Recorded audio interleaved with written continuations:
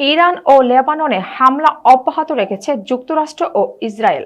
তাদের যৌথ হামলা ইরানে অন্তত 1045 জন নিহত হয়েছেন। বুধবার ইরানের রাষ্ট্রীয় সংবাদ মাধ্যমের প্রতিবেদনে এ তথ্য দেওয়া হয়েছে। জবাবে মধ্যপ্রাচ্যে মার্কিন মিত্রদের হামলা অব্যাহত রেখেছে ইরান। অপারেশন ফতে খাইবার এর পঞ্চম দিনে 17 দফায় ইসরায়েল ছাড়াও তুরস্ক, ইরাক, সিরিয়া ও সৌদি আরবে ক্ষেপণাস্ত্র, ড্রোন হামলা চালিয়েছে ইরানের রেভলিউশনারি গার্ড আইআরজিসি। অভিযানের ষষ্ঠ দিনে মধ্যরাতে ইসরায়েলের নতুন করে মিসাইল ছুড়েছে তেহরান। বিবৃতিতে বিষয়টি নিশ্চিত করেছে ইসরায়েলি প্রতিরক্ষা বিভাগ আইডিএফ। এর আগে যুক্তরাষ্ট্রের ন্যাটো মিত্র তুরস্কে ব্যালিস্টিক মিসাইল ছোড়েন ইরান, তবে তা সফলভাবে ভূপাতিত করে আঙ্কারা।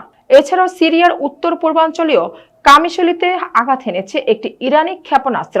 এদিকে ইরাকে কুর্দি বিচ্ছিন্নতাবাদী সংগঠনের হেডকোয়ার্টারে ড্রোন হামলা চালিয়েছে আইআরজিসি। দেশটির ইরাবিল বিমানবন্দরের কাছেও আঘাত হানে তেহরানের একটি ড্রোন।